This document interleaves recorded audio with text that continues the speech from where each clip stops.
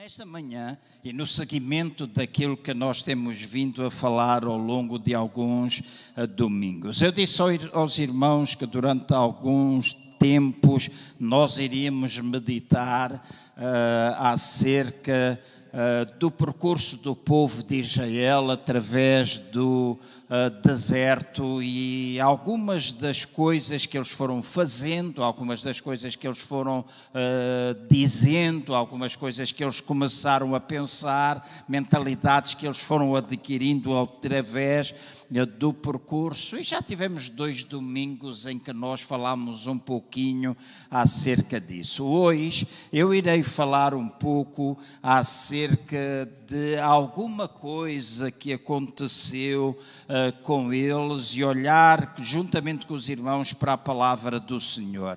O título que eu dei é como é que eu posso evitar se sou um viciado. Não estou aqui para falar acerca de algum vício no sentido do álcool, no sentido de drogas ou qualquer outro sentido, mas apesar disso também ser importante e muitas pessoas poderem estar dominados por eles. Vícios são uma coisa terrível, certo? É uma coisa terrível. Eu fui um viciado em Coca-Cola. Muita gente diz, isso, o que é que isso é? Alguém que bebia 5, 6 litros de Coca-Cola por dia e que nunca se levantou para urinar de noite, mas levantava-se para beber 1 litro de Coca-Cola, é um viciado. Certo? É um viciado. A minha médica que está aqui sentada sabe que eu fiquei diabético por causa do açúcar da Coca-Cola. Um dia dei-me ao trabalho para ver quantos quilos de açúcar eu ingeria através da Coca-Cola, né? Porque nas latas tem lá a gramagem de açúcar que a Coca-Cola tem, e só em Coca-Cola eu ingeria 250 quilos de açúcar por ano. Então façam as contas, vão lá e multiplicam quanto é que vocês bebem, etc. Fora o açúcar dos bolos, porque era capaz de comer 4, 5, 6 pastéis de nata, né? E gosto, ainda hoje sou capaz de comer, não como, mas ainda sou capaz de comer. Não é assim? E jesuítas, a Fátima não está aqui, mas quando nós estávamos em Alvalade, a Fátima de vez em quando ia à rua e trazia-me um jesuíta lá de uma pastelaria, aquilo é que era um jesuíta à maneira, assim com bom creme.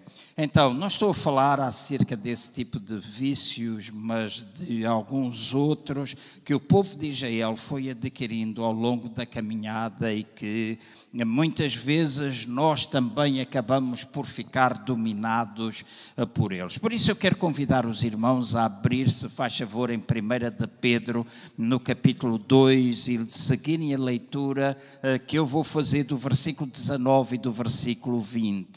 Portanto, 1 de Pedro, capítulo 2, versículo 19 e versículo 20. Diz assim: pois a pessoa é vista favoravelmente, é aprovada, aceite e digna de gratidão, se aos olhos de Deus suporta a dor do sofrimento injusto.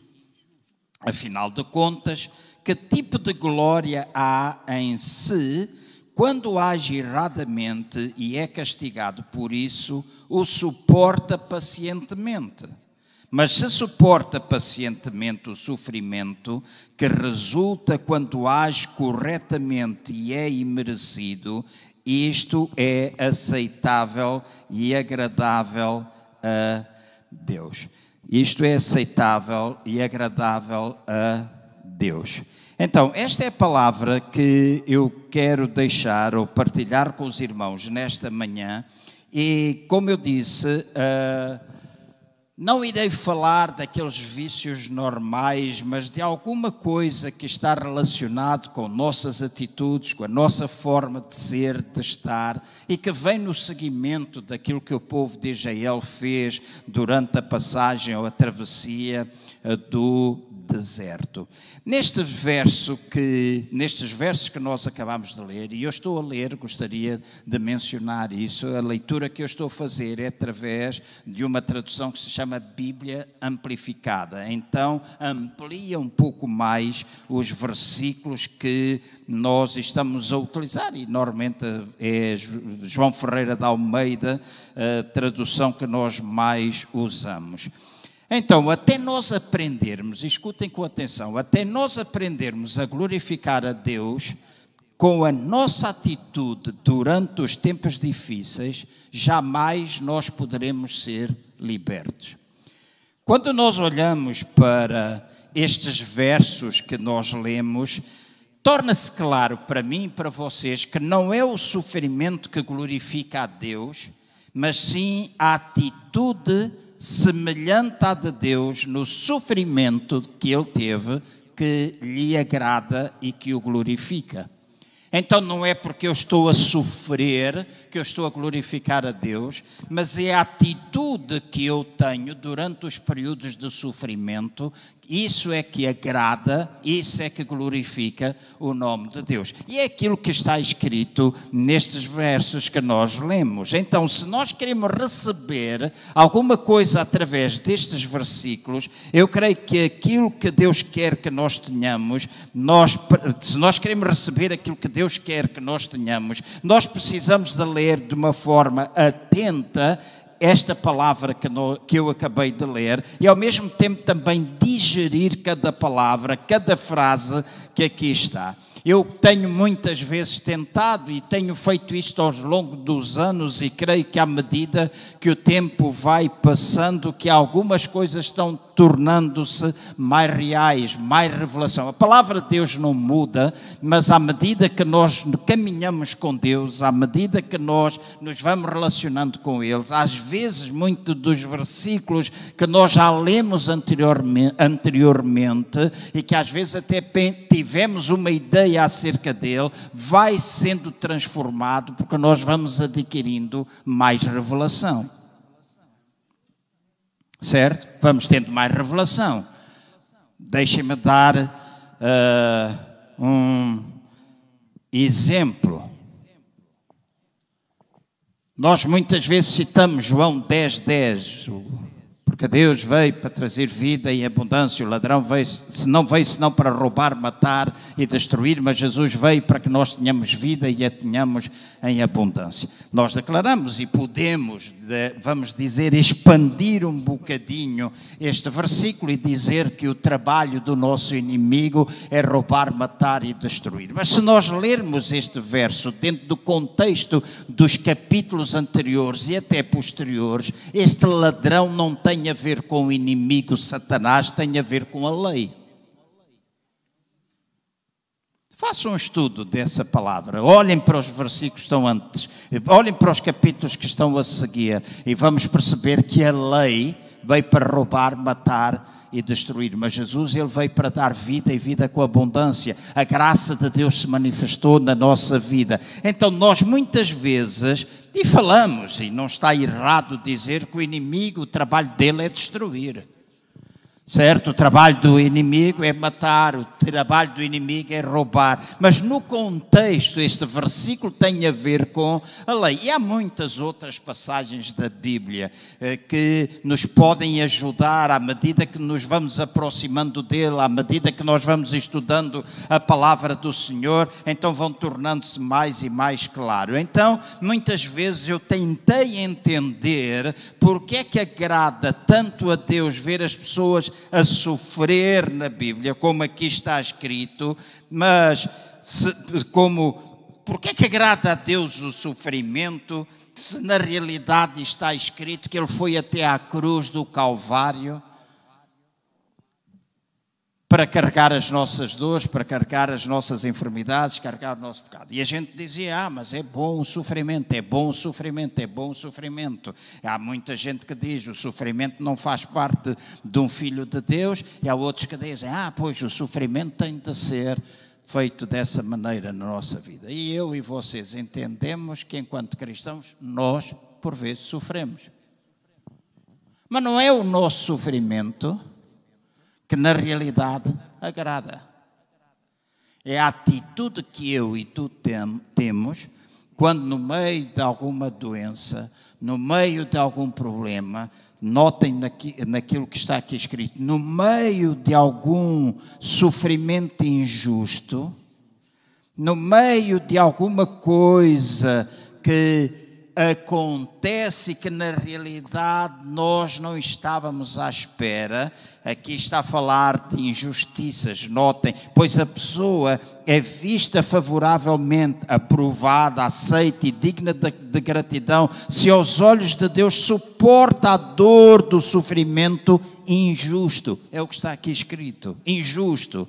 Afinal de contas, que tipo de glória há em se quando age erradamente e é castigado por isso, o suporta pacientemente, mas se suporta pacientemente o sofrimento que resulta quando age corretamente e é imerecido, isso é aceitável e agradável ao Senhor. Então, eu e vocês, muitas vezes passamos situações na nossa vida injustas, imerecidas, etc. Certo? Esse não é um problema só meu, é um problema de todos nós. Eu gosto muitas vezes de utilizar, e eventualmente alguns já me ouviram dizer isto algumas vezes. Há muitas pessoas às vezes que eu conheço e que dizem: aquele traiu-me e fez esta traição, etc. E eu digo quase sempre assim: todos nós já sofremos o beijo do Judas, mas um dia ou outro se calhar já demos o beijo do Judas também. Porque às vezes nós queremos separar-nos, queremos pôr-nos à parte e pensar que essas coisas injustas só acontecem connosco, quando se calhar nós também já fomos injustos com alguém.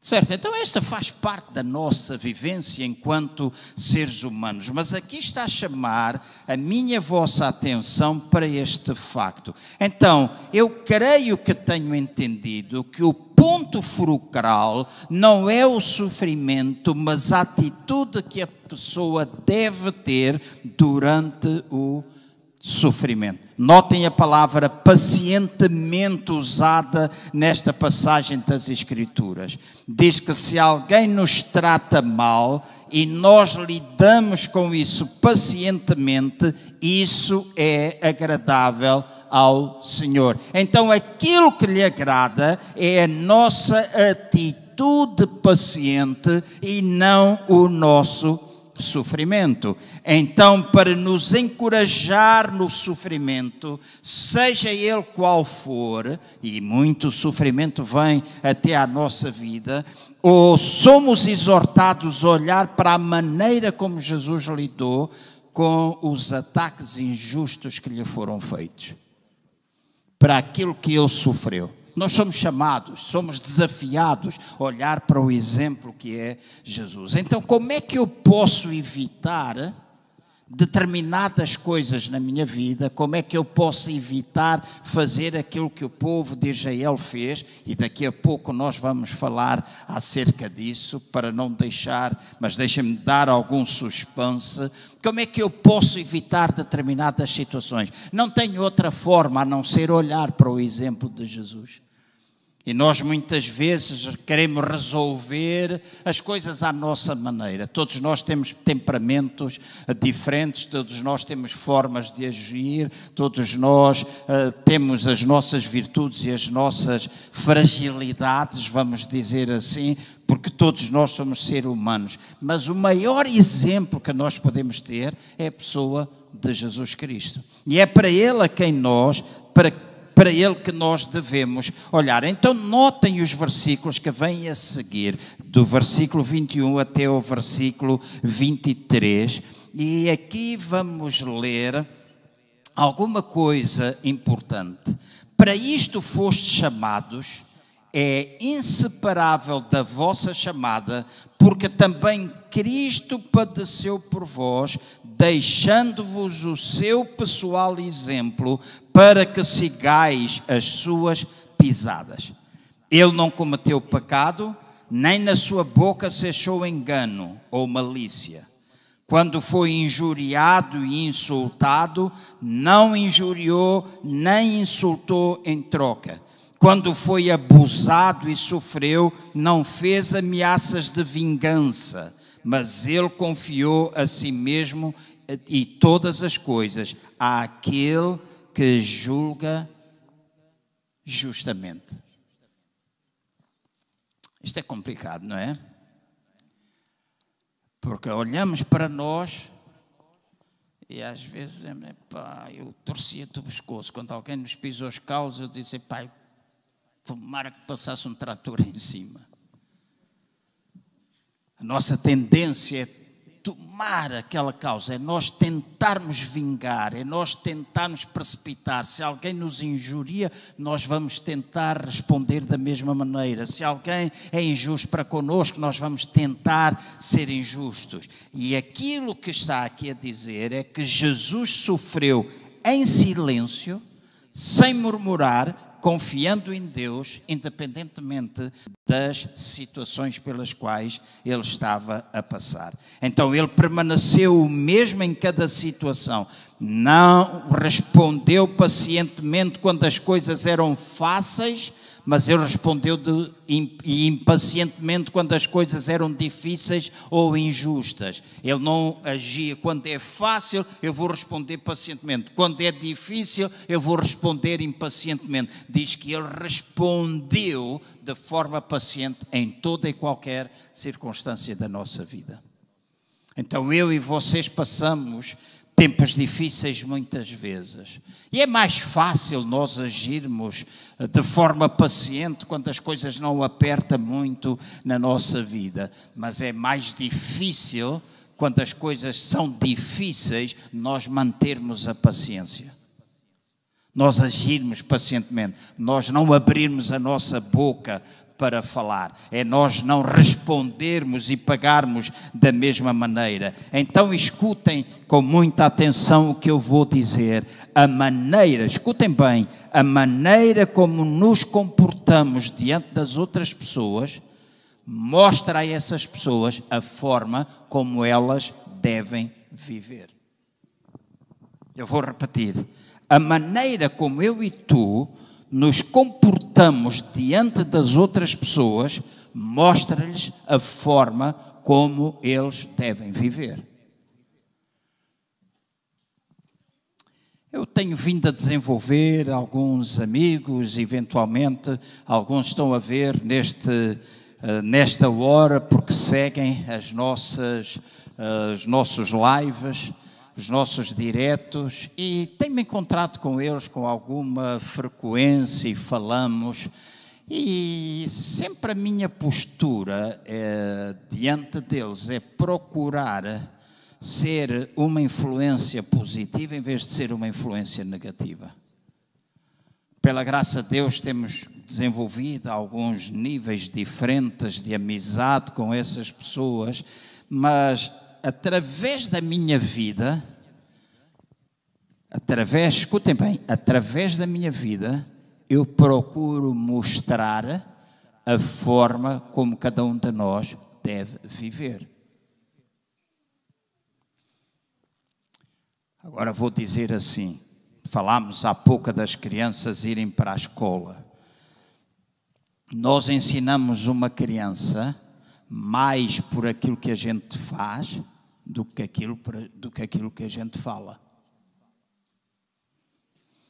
Então, a maneira como nós podemos ensinar uns aos outros não é tanto por aquilo que a gente fala, mas através daquilo que nós vivemos. Então, ensinamos mais pelo exemplo do que por palavras. Eu e vocês temos a responsabilidade de ser epístolas vivas para todos os homens. Nós temos a responsabilidade de ser luz que brilha no meio das trevas, que ilumina, que transforma. E onde a luz chega, acaba com trevas, acaba com aquilo que não é agradável, acaba com a escuridão. Essa é a nossa função. Não é simplesmente clarear, mas é trazer influência, é destruir trevas. E isso nós fazemos através do nosso exemplo, através da nossa vivência. E se nós queremos, escutem bem, se nós queremos não é no sentido de querer, mas no sentido de querer. Se nós queremos alcançar pessoas, se nós queremos ser influência neste mundo, eu e vocês precisamos ter muito cuidado com aquilo que a gente fala, e neste caso muitas vezes naquilo que a gente escreve, mas temos de ter atenção à forma como eu e vocês vivemos. Eu sempre digo isto com muita gratidão a Deus. Meu pai já não está vivo, partiu para o Senhor. A minha mãe está numa situação bem complicada por causa da idade, já muitas vezes não reconhece ninguém, etc, etc, etc. Mas eu lembro de muitas virtudes que o meu pai e que a minha mãe tinham. Lembro-me de muitas coisas que faziam parte da nossa educação, mas eu digo isto muitas vezes a várias pessoas. Uma das coisas que eu tenho como belo exemplo do meu pai e da minha mãe é nunca ter ouvido, enquanto eu era pequeno e adolescente, os meus pais falarem mal da igreja.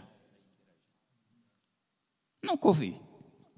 E tenho uma boa memória, eu nunca ouvi. E por causa disso, creio que eu e a minha família servimos ao Senhor.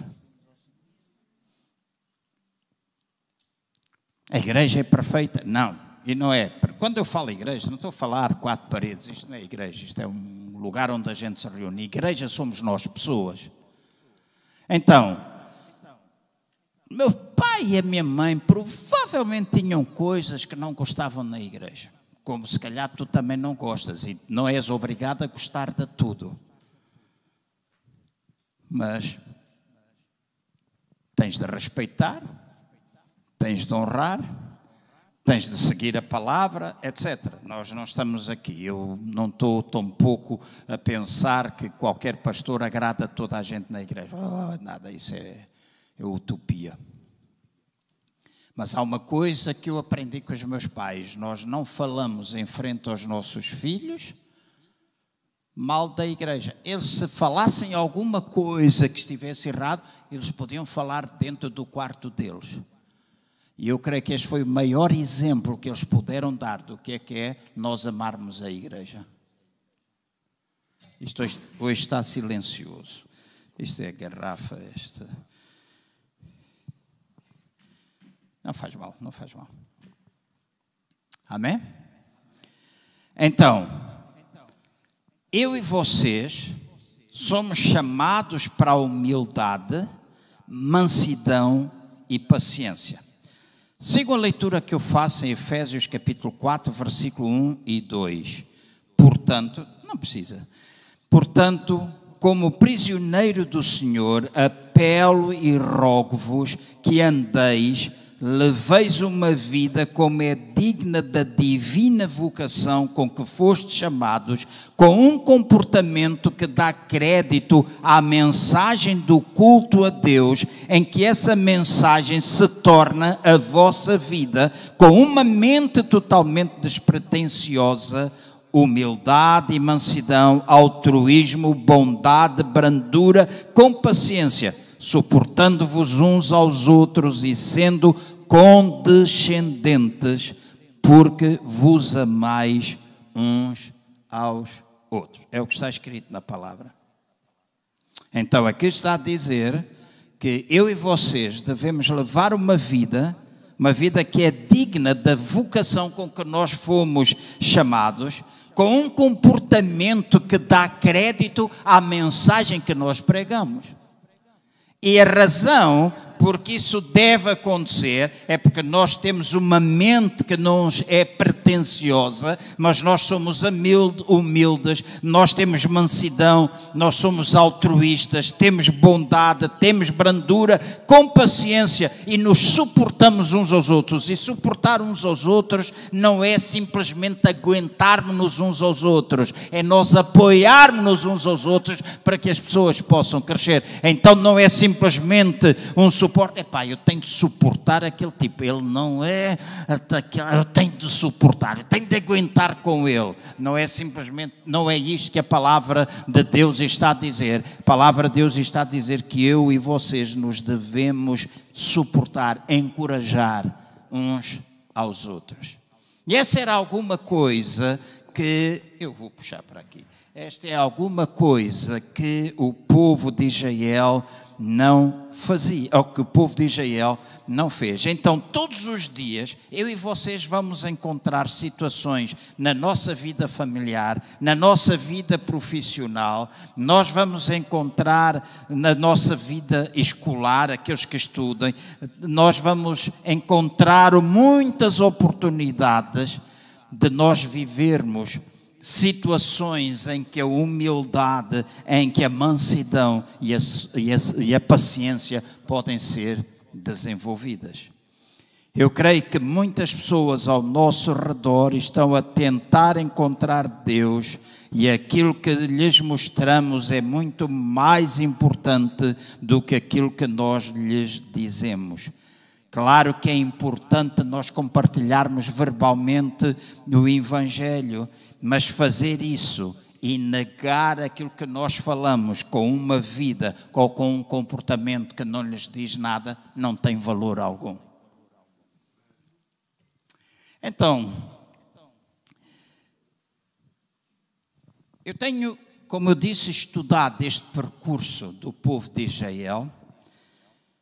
Tenho procurado olhar para aquilo que a palavra diz, para as diferentes formas como eles foram vivendo e comportando-se na travessia do deserto.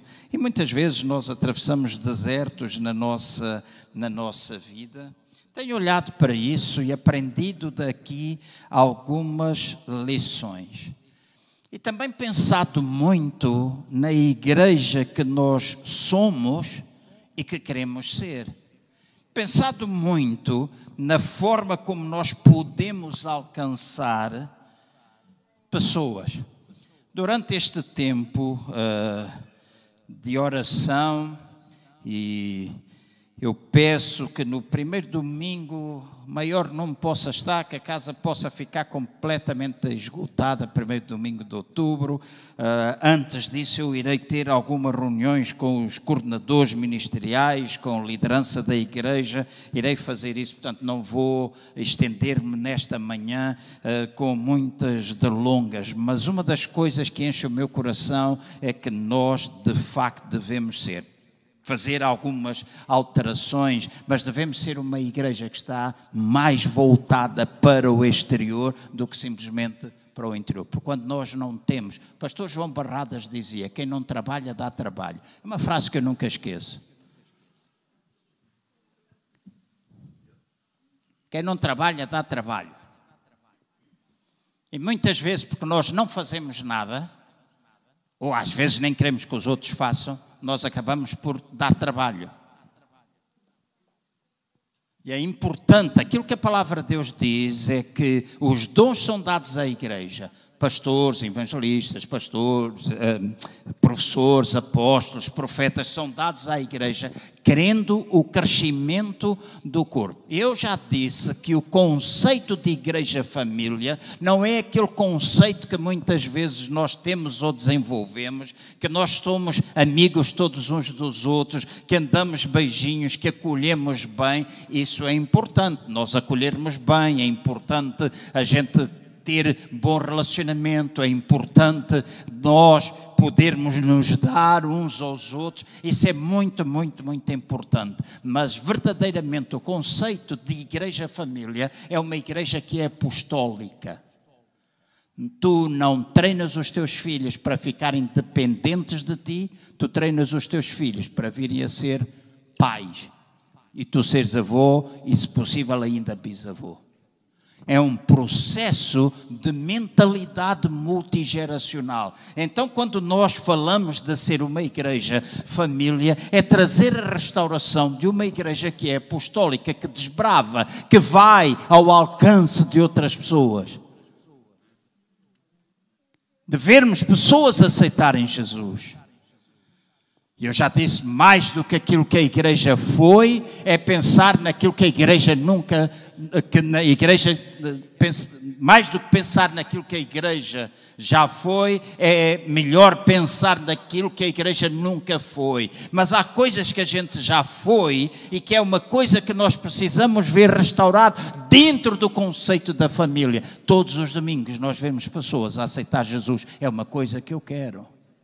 É gerar filhos espirituais, gerarmos discípulos. Isso não é feito quando as pessoas estão sentadas, isso é feito quando todos nós, no corpo, temos a oportunidade de desenvolver o dom que nós temos. E há pessoas que dizem, mas eu não tenho dom, eu não sei o que é que eu tenho.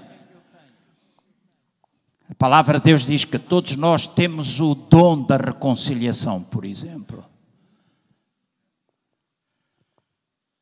E se pensarmos num corpo, há gente aqui que é olho no corpo, é capaz de ver coisas que outros não veem. Há pessoas que são dedos, há pessoas que são língua, há pessoas que são ouvido. Então, isto é um corpo, e quando este corpo todo está em movimento, contribui para que ele cresça. Contribui para que ele cresça.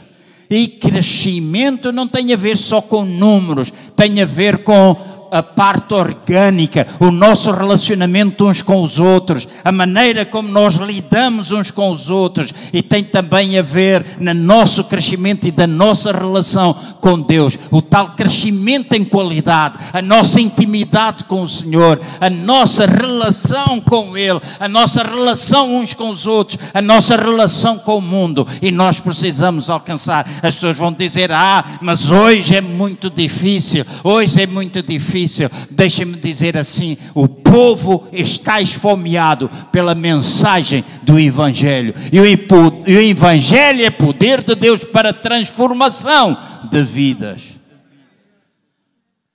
Senão, não fazemos nada.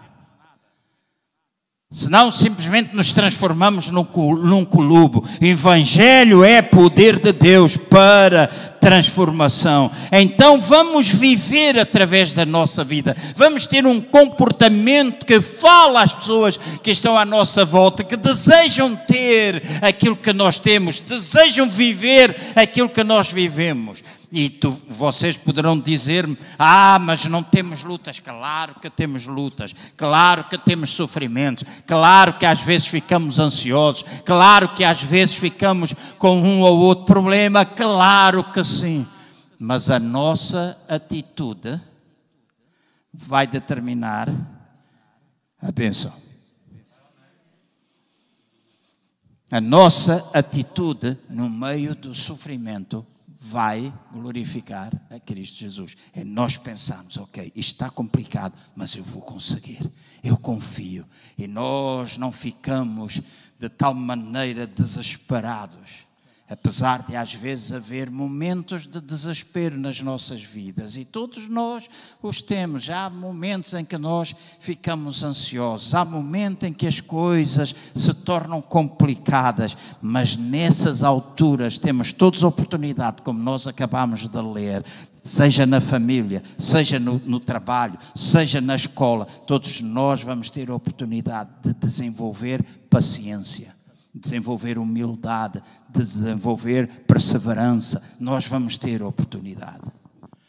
E agora vamos entrar diretamente naquilo que é o povo de Israel, o que é que o povo de Israel fez, e fazer aqui algumas comparações bíblicas. Eu vou começar por vos falar acerca de um homem chamado José e a forma como ele sofreu pacientemente o sofrimento. Salmo 105, versículo 17 ao versículo 19. Salmo 105, versículo 17 ao versículo 19. Diz assim: mandou adiante deles um homem que foi vendido como escravo, José, cujos pés foram apertados com grilhões, a quem puseram em ferros, e até a sua alma foi lançada no ferro, até que a sua profecia para os seus irmãos cruéis se cumpriu, até que a palavra do Senhor o provou e testou.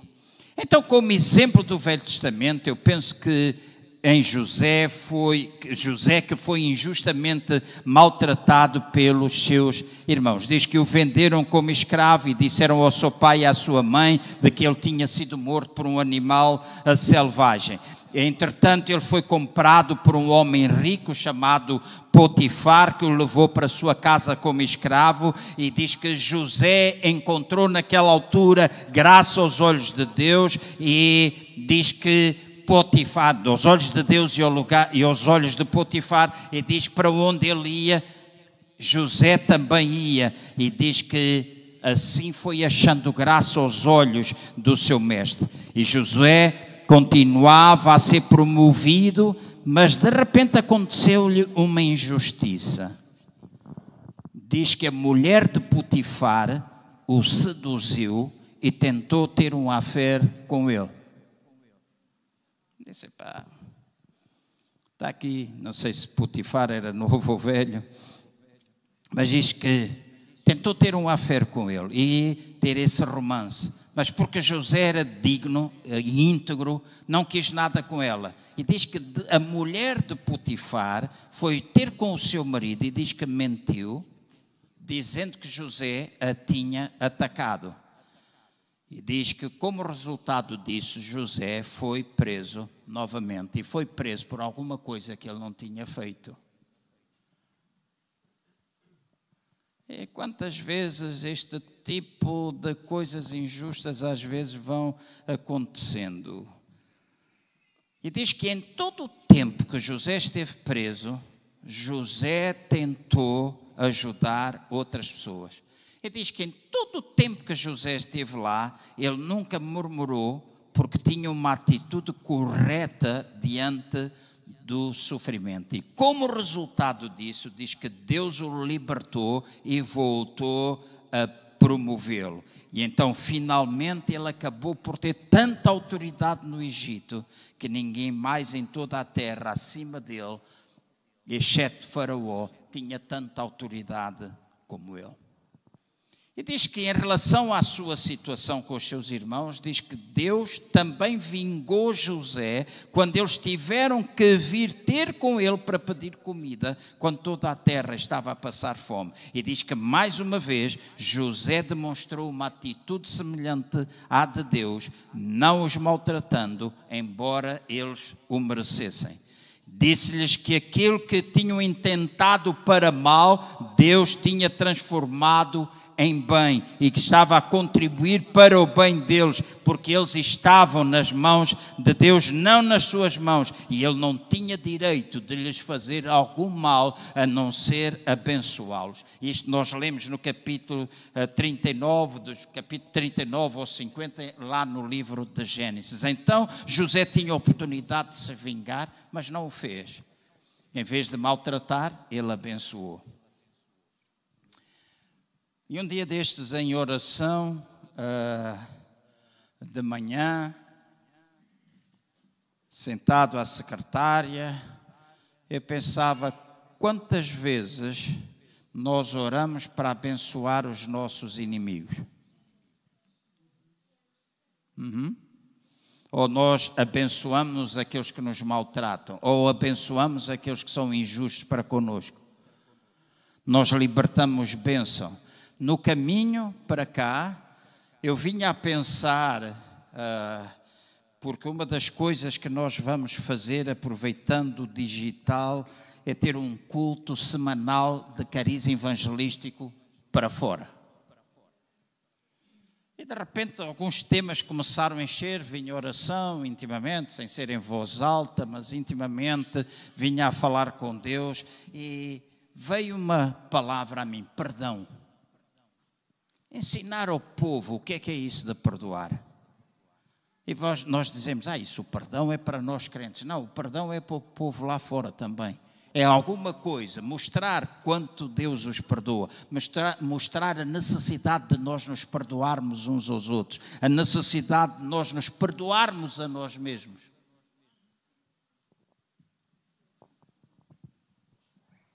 Então, José, ele manteve esta atitude correta, ele abençoou os seus irmãos em lugar de os maltratar. Agora leiam, se faz favor, em 1 Coríntios capítulo 10, versículo 9 e o versículo 11. Diz assim: não devemos tentar o Senhor ou testar a sua paciência, tornar-nos uma tribulação para Ele, avaliá-lo criticamente e explorar a sua bondade, como alguns deles fizeram e foram mortos pelas serpentes venenosas. E esta história está em Números, no capítulo 21, no versículo 6, versículo 5 e versículo 6. Depois diz: não murmurar descontentes como alguns deles fizeram e foram totalmente consumidos pelo destruidor, a morte. Tudo isto lhes aconteceu como um símbolo, como um exemplo e aviso para nós. Foram escritas para nos admoestar e nos preparar para uma ação correta, segundo a boa instrução, nós em cujos dias os séculos alcançaram o seu clímax, o seu período de consumação e de conclusão. Então, nestas passagens que eu acabei de ler, rapidamente podemos perceber a diferença entre José e os israelitas, lá no deserto. Diz que José não murmurou em relação a nada, enquanto a única coisa que eles sabiam fazer era murmurar. Qualquer coisa que lhes acontecia, eles lamentavam. Qualquer coisa que lhes ia acontecendo enquanto caminhavam, eles resmungavam. E a Bíblia é muito específica em relação àquilo que é murmuração, resmungar, censurar constantemente. E este é o tipo de vício que nesta manhã eu gostava de dizer como é que nós nos podemos livrar deles. Porque às vezes é tão fácil a gente censurar, estamos sempre a censurar, e cada vez mais há gente que censura, que murmura, que critica, e vemos isto na nossa sociedade. Infelizmente, às vezes vai espetando grilhões, também tem o seu picar dentro da igreja, porque nós somos todos seres humanos, mas diz que o povo era a única coisa que sabia fazer, era murmurar. Como é que nós podemos evitar isso se nós somos viciados em fazer isso? Ou se formos viciados em fazer? A mensagem é bastante clara. A murmuração dos israelitas abriu uma porta para o inimigo entrar e os destruir. Deviam ter apreciado a bondade de Deus, mas não o fizeram e por isso pagaram o preço. Então escutem-me, irmãos, escutem-me, igreja, aqui e nas casas. Se nós queremos, na realidade, ver alguma coisa ser mudada, transformada, se nós queremos alcançar pessoas, nós precisamos prestar atenção a estas coisas. Eu nesta manhã não estou aqui a dar-vos beijinhos no sentido espiritual, não estou aqui a dar-vos alguma coisa simplesmente para animar os irmãos. Às vezes nós temos de usar a festinha, outras vezes temos de dar uma sacudidela no rabiosque, às vezes nós temos de picar para espicaçar. Estamos aqui a ser exortados. Se na realidade nós queremos ver algo transformado, se nós queremos ser mais e mais influência, se nós queremos alcançar pessoas, alguma coisa que nós precisamos aprender é não a viver como o povo de Israel vivia. E cada um de nós faz exame a si mesmo. Eu não estou aqui a pensar, não tem ninguém na minha cabeça. Porque cada um de nós deve examinar-se a si mesmo. Examinar-se a si mesmo. Se tu não fazes, dá glória a Deus. Mas examina-te a ti mesmo. E essa murmuração constante do povo de Israel, essa crítica, essa resmunguice constante, não trazia cura, não trazia liberdade. Então, eles tiveram de pagar o preço disso. Então, é-nos dito que a narração completa do seu sofrimento e morte foi escrita para nos mostrar o que nos pode acontecer. Eu não refiro à morte física, refiro a uma morte espiritual, uma morte que traz sequidão, o que traz mornidão, o que traz com que a igreja perca a sua eficácia, que a igreja se transforme em estéril. Isto foi escrito para nosso exemplo, para que nós não façamos assim. Então, se eu e vocês não murmurarmos com a nossa boca, deixem-me pôr assim desta forma, eu e vocês não murmuramos com a nossa boca se primeiramente não tivermos murmurado com os nossos pensamentos. Porque a boca fala daquilo que o coração está cheio, e são os pensamentos que fazem as coisas baixar ao coração. Então, se em lugar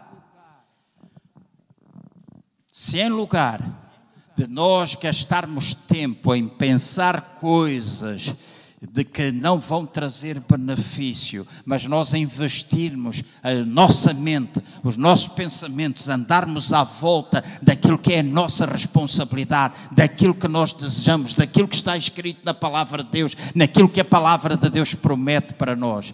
Claro, nós não temos de deixar de resolver problemas, claro que nós não temos de deixar de que as coisas andem de qualquer maneira. Não, eu não estou a dizer isso. Eu estou a dizer de eu e tu investirmos tempo para que a nossa mente seja renovada pela palavra de Deus. E se a nossa mente é renovada pela palavra de Deus, o que vai encher o nosso coração são os pensamentos de Deus. São o exemplo de Jesus que vai passar a encher o nosso coração. E a nossa forma de nos comportar será idêntica a dele.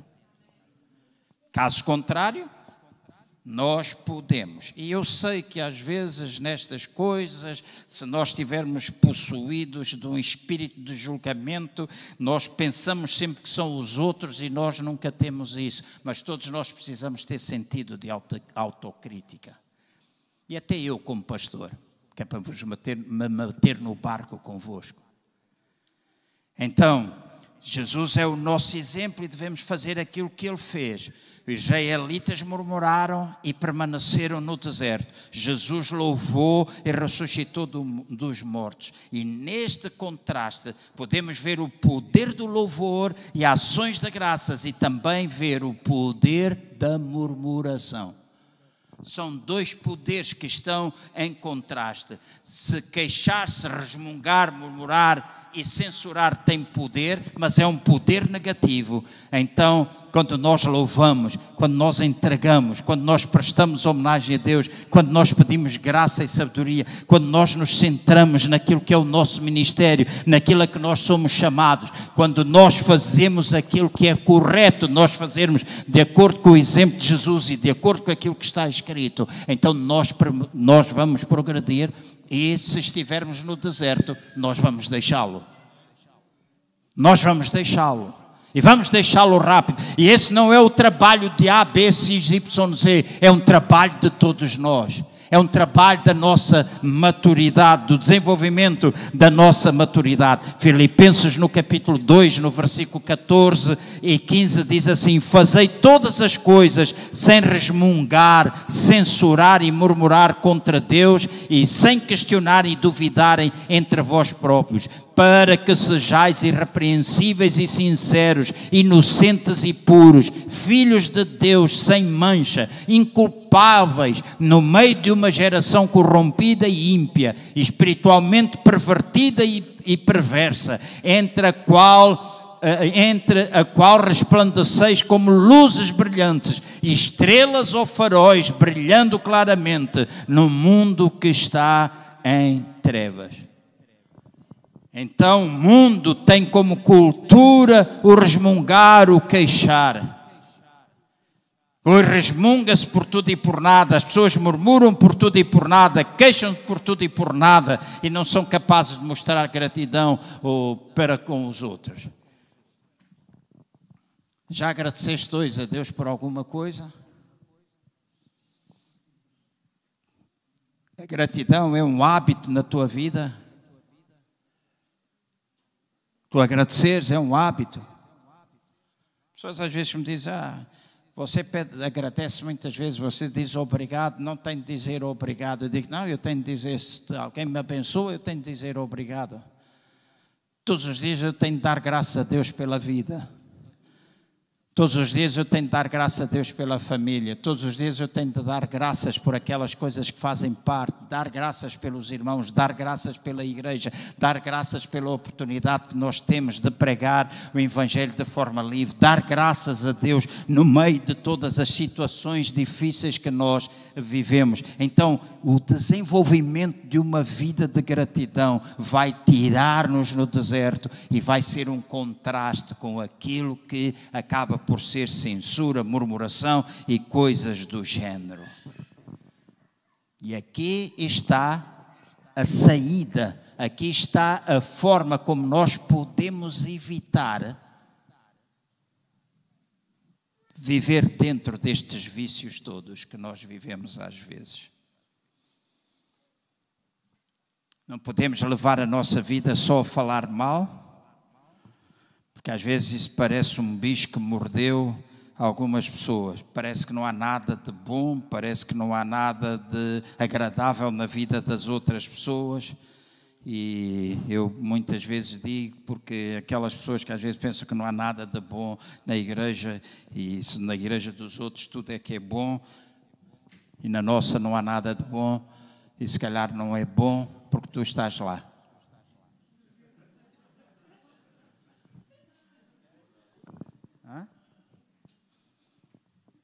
Dá graças a Deus por aquilo que tu tens. Vocês dizem, está conformado? Não. Volto a dizer, não. Quero mais? Quero. Vejo? Vejo. Visiono? Visiono.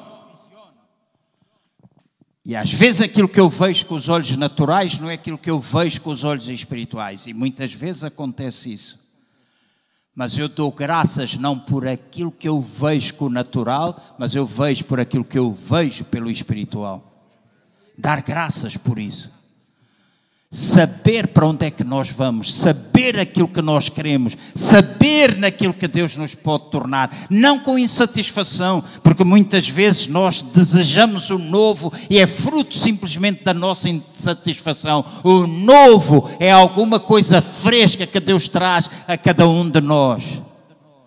E o novo, eu já disse, às vezes é o ressuscitar de coisas do passado, mas às vezes nós fazermos coisas totalmente diferentes, alguma coisa que nós nunca fizemos no passado. Por isso eu disse, é melhor pensar naquilo que nós nunca fomos do que aquilo que nós já fomos. Mas temos de dar graças a Deus, dar graças pela igreja que tu tens, dar graças a Deus pelo pastor, dar graças a Deus pelos ministérios. Já pensaram quão infantis nós somos se formos ingratos e não agradecermos por tudo aquilo que nós temos? Ou infantis quando nós nos separamos uns dos outros? Eu estava a orar e tomei já uma série de notas e vou preparar algumas mensagens. E foi alguma coisa bem forte para falar à igreja. E falar à igreja, nós vamos fazer alguma coisa diferente. Para nós podermos, de alguma forma, nos edificarmos uns aos outros. Não será direto, será através de um grupo privado.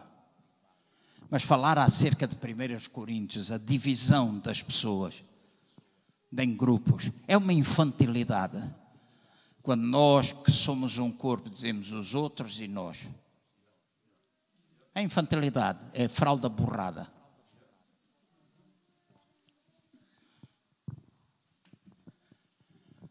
nós podemos dizer, a quem é que o pastor João quer tocar? A todos. Porque até mesmo aqueles que são mais espirituais, às vezes os outros. Aqui não há noutros, é nós. És marido e mulher, tu não vais dizer aquilo é teu, aquilo é meu. Não, é nosso. Certo? E isso mostra a nossa unidade. Eu casei, há coisas que eu tinha, que a Ana tinha. E quando eu me refiro, eu não digo aquilo é meu, eu digo aquilo é nosso. E porque já sou sénior, até casei com separação de bens. Porque sou sénior, a lei não permite. Então a gente pode dizer, é meu. Não, é nosso. Então, nós às vezes pensamos, são os bebés que fazem isso. Não, o problema não é ser bebés, é aqueles que já têm idade de ser adultos, que se comportam às vezes como bebés, que trazem esse tipo de problemas. Então, nós que somos adultos, não nos devemos orgulhar com estas coisas. E nem devemos tampouco permitir que cair nesta armadilha satânica. Porque é uma armadilha satânica. E esta igreja precisa de cura, esta igreja precisa de viver assim, esta igreja precisa de criar estes laços como um só. Como um só.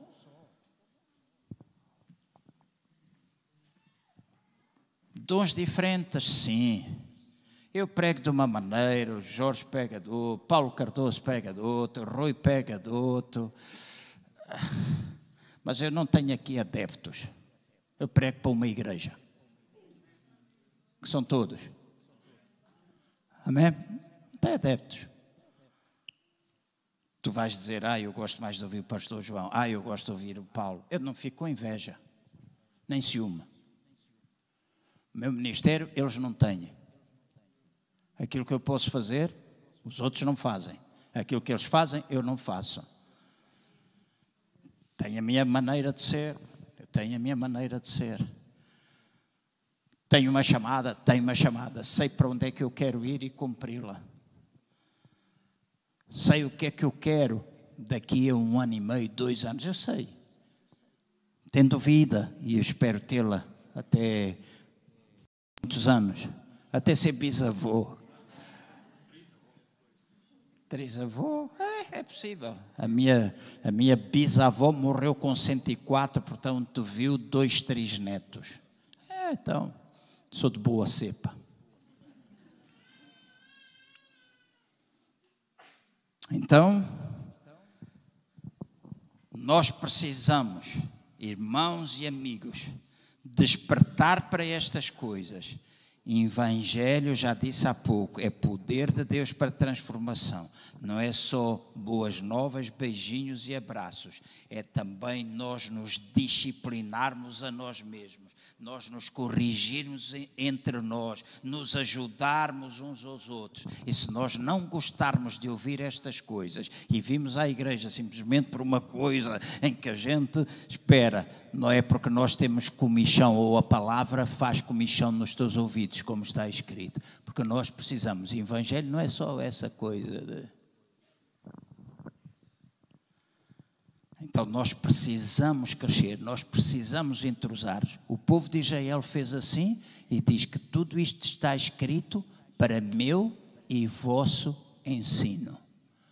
E depois diz que façam conforme há de exemplo na palavra, para que não morram no deserto, para que não fiqueis estéreis. E depois nós dizemos, nós vamos crescer, não cresce nada, não nasce nada, porque se tu és estéril, não nasce. Então nós precisamos e temos de começar primeiramente na nossa mente, na forma como nós pensamos uns dos outros, ou como nós pensamos das pessoas que estão lá fora, como nós pensamos das pessoas na nossa família. dos nossos irmãos em Cristo. Nós precisamos mudar isso para que aquilo que começa a encher o nosso coração seja de exemplo para nós podermos fazer. E só há prejuízo se nós não formos capazes de o fazer. Mas eu creio que é possível se todos nós determinarmos que vai ser assim. Se nós querermos que vai ser assim.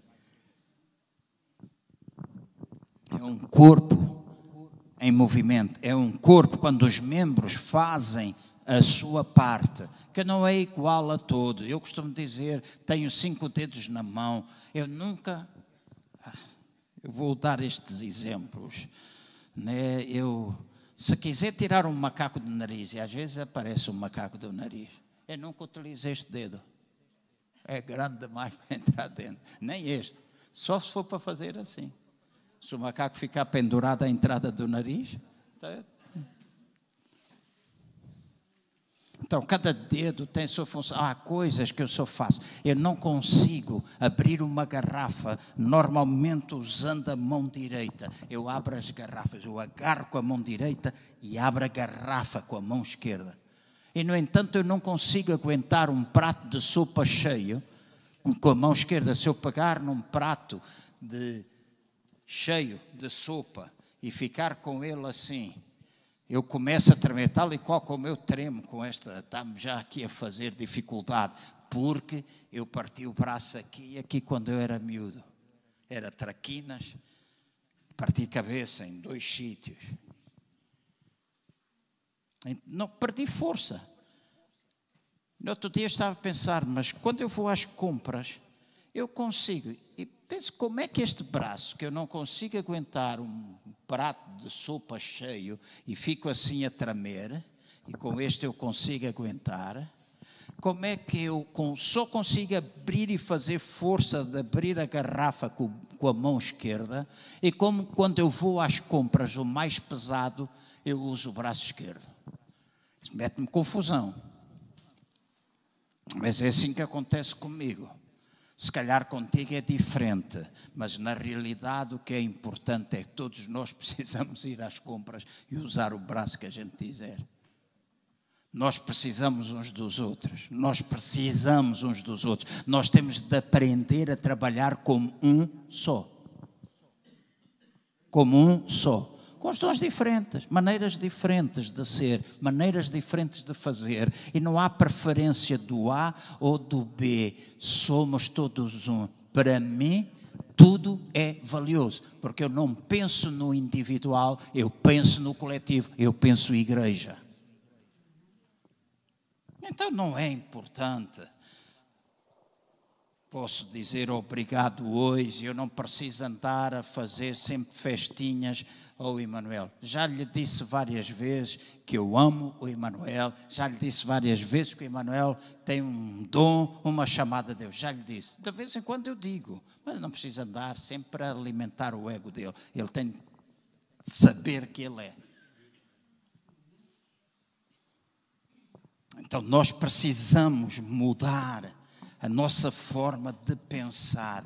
Então, não temos de nos apoquentar, de nos angustiar, mas nós orarmos e dar graças a Deus. Filipenses 4:6, e vou terminar. Não vos angustieis ou andeis ansiosos por coisa alguma, mas em todas as circunstâncias e em tudo, pela oração e súplica, pedidos definidos, com ações da graça, continuar a tornar conhecidas as vossas petições diante de Deus. Então o apóstolo Paulo ensina-nos a resolver os nossos problemas. Diz que nós devemos orar com ações de graças em todas as circunstâncias. Então, se nós demonstrarmos de gratidão,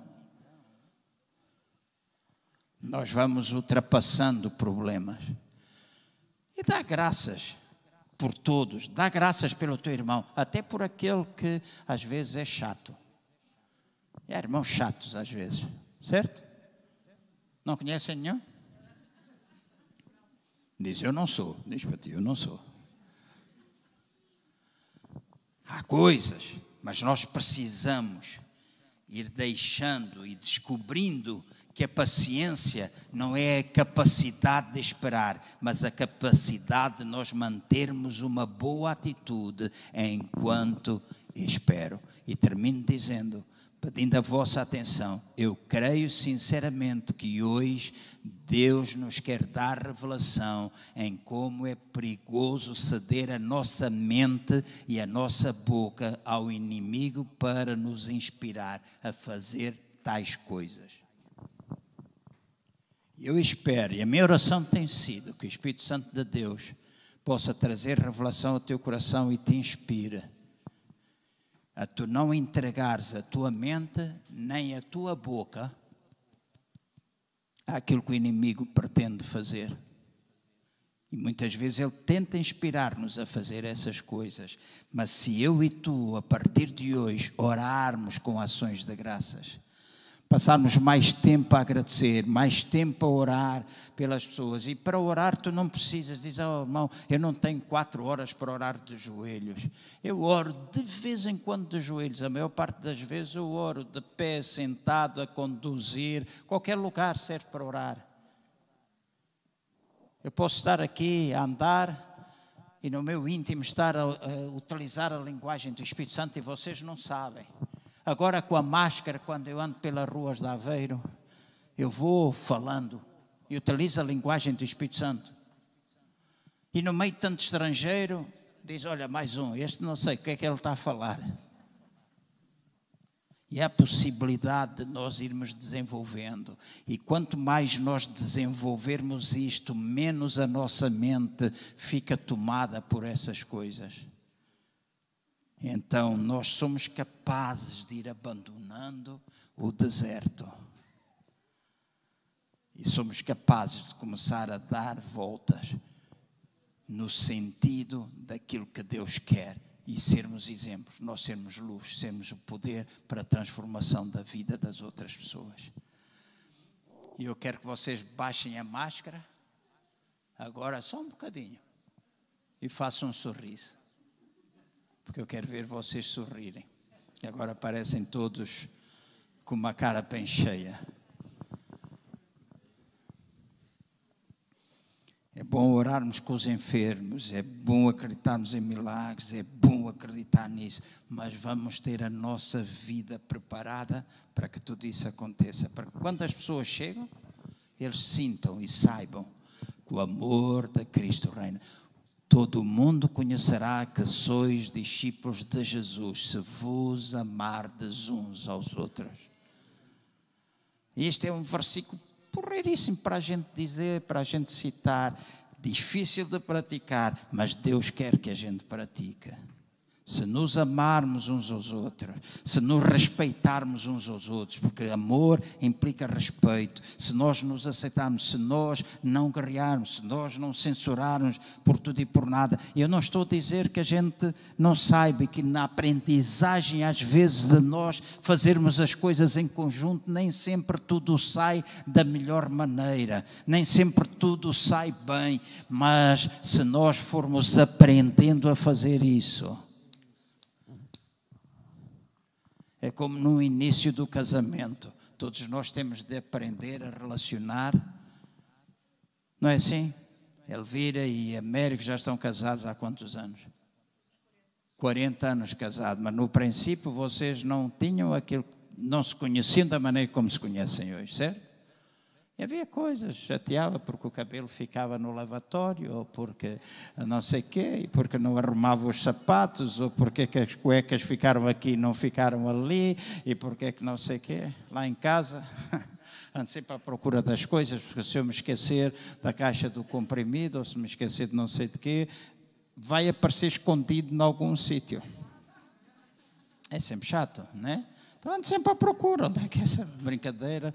E às vezes eu fico, o cabelo cresce. Ontem rapei, vejam lá como ele já está crescido. Porque se esconde as coisas. Então eu tenho de me aprender. Não é esconder, é arrumar, né? A mulher tem sempre essas coisas. Não é esconder, é arrumar. Mas se eu tiver aquilo assim em cima da mesma mesinha de cabeceira, encostada à coisa, para que eu possa ver. Se ele for para trás da moldura de fotografia, eu não posso ver. Está lá arrumada, à frente também. Uma vez está visível, atrás está a coisa. Mas a gente precisa aprender essas coisas, certo? Então vamos ficar de pé, se faz favor.